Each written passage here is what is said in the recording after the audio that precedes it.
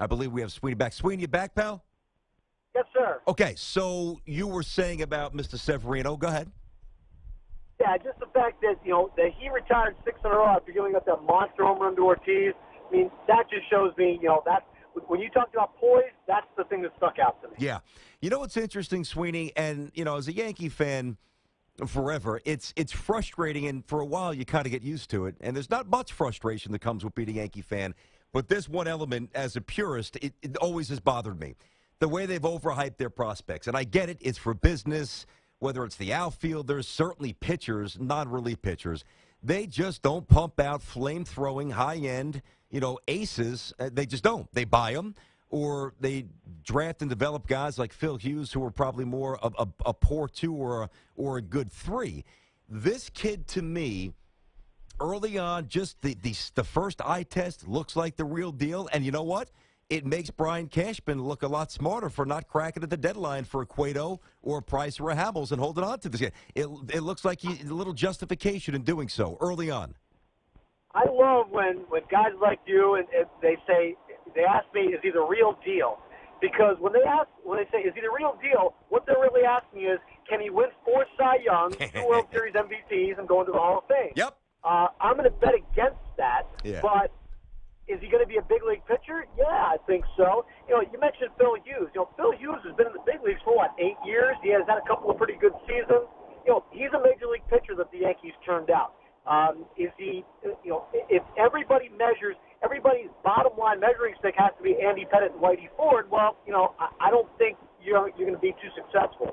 But I get your point, and to the point of having Severino here and not having traded him away, most of my experience covering players tells you the players don't really care about prospects. They want to win right now. Yeah.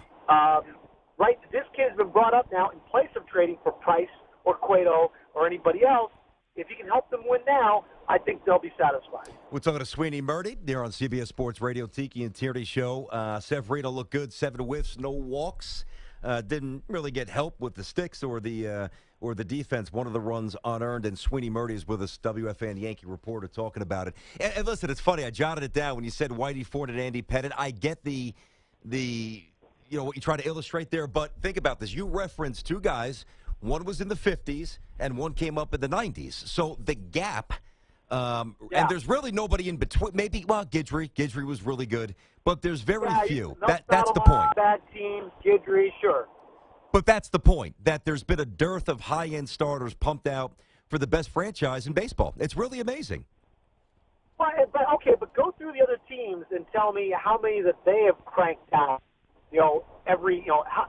They go probably every 10 years or more, too, I would think. Maybe. Cranking out the high-end type of starters. Yeah, I mean, I think it's certain teams are known for sticks, certain teams. Yeah, I get you. Look at the great Braves rotation in the 90s. They only produced one of them. They traded for one in Smoltz. They signed Maddox as a free agent. We thought Avery was going to be great. He was good for a couple of years, and then that was it. I mean, Glavon's the only one that they've produced themselves. So you talk about other teams cranking them out, it's not really happening. Hey, Sweetie, how surprised, by the way, with Dombrowski, who is going to get a job whenever he wants one. He's terrific, as you know. It just seems, my guess from a distance, my read from a distance is that there was some disconnect, I'm not sure on which side, about actually buying or selling.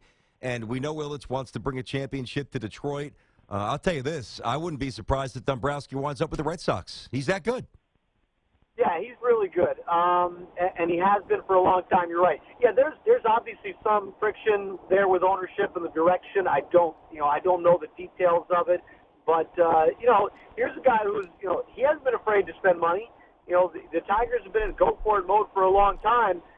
When you look at some of the deals that they've signed, whether it's Cabrera, whether it's Fielder and then trading them, picking up David Price last year, they're always in go-for-it mode. They clearly were not last week, and I don't know if that directly led to it, but you're right. Dave Dombrowski is a guy who has the respect of everybody throughout baseball. He will not be out of a job for long, that's for sure.